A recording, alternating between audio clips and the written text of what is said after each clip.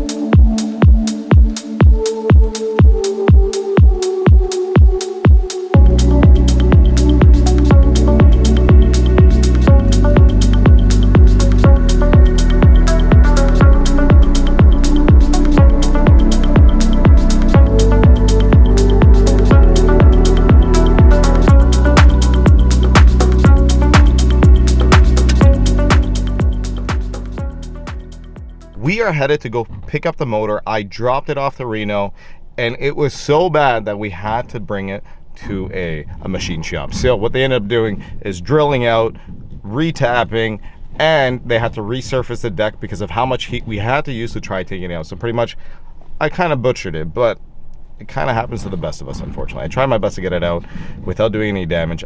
Resurfacing, it was almost a, I'm not gonna say a protocol, but we did it just to be safe so it didn't leak. Like, it technically didn't look bad, but we did it just in case. So let's go pick it up. I am super excited. I want this car done and driving. We are at like November 1st or 2nd today. We are really behind, but we're gonna push to get her done.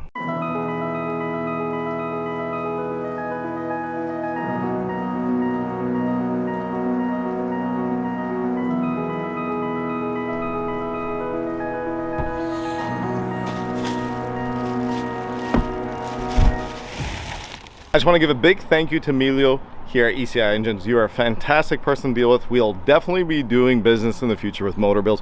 Believe it or not, I had no idea he was here. So one of the good things that happened for looking at good things with this motor is I'm happy I brought it here because it definitely needed to be resurfaced. And if we didn't do that, we would have ran into problems once we went under, had oil running through it. So I'm very, very, very happy. Let's head to garage 16. Let's get a new head gasket just to be sure, and let's get this motor going, man. I'm so hyped.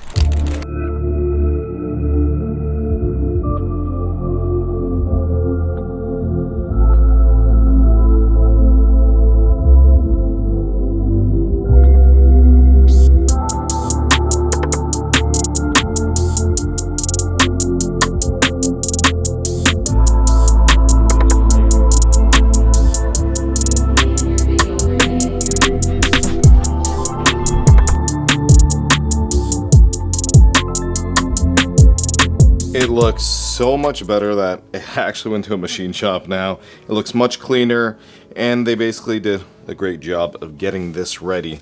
Let me turn this around. So this is the fitting that should have been on from the beginning, which I had troubles and pretty much completely rounded this out, but they used it was like a welding rod method to bring it in, shrink that fitting, and take it out. Resurface the deck also, just in case it was a little warped, but everything's looking super mint, super clean. We just got zip ties holding the rockers right now so they don't come too loose. And by the looks of it, looks like I have one different seat, which is a little odd, but okay. And to my knowledge, I thought the seats were going to be Super Tech, but now that I've lifted it and inspected it, it looks like they're BC, which is still good. But this one odd seat kind of like trips me out a little bit, I'm not gonna lie. But hopefully it's okay. This is how it sits right now. Unfortunately, I am not going to reuse the head gasket, even though it is brand spanking new. We could copper spray it and use it, but I do not want to risk anything happening. I do not want leaks. I want to do this once, put the head on once, not go through this again, and basically get it done. But I've been taking a wire brush to the block. I'm not too worried about the transmission because we do have another transmission on there, if you guys remember, but I kind of want to get a new starter because that is absolutely nasty. I'm going to try cleaning it and cleaning a lot of these brackets because I want this to look pretty good. Like, I am not going to actually paint the bay or do any of that. That will be for a time when I am ready to paint the entire car. I don't want to do it just yet. I'm happy progression is happening. We took 5 steps backwards, 1 step forward. Unfortunately, the car didn't get to make it on the road for late October. We're in November now, and even this episode has been filmed in a few different timelines and meshed all together.